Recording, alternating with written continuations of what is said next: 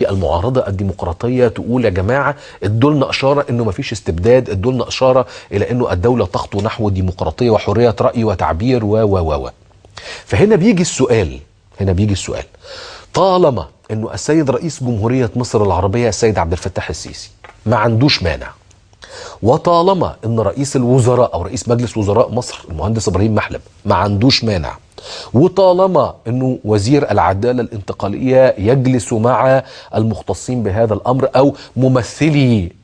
التعديلات او واضعي التعديلات زي المجلس القومي لحقوق الانسان وكله ما عندوش مانع، فيبقى هنا في سؤال مهم جدا: مين بقى في دولتنا العظيمة هو الذي يعرقل تعديل هذا القانون؟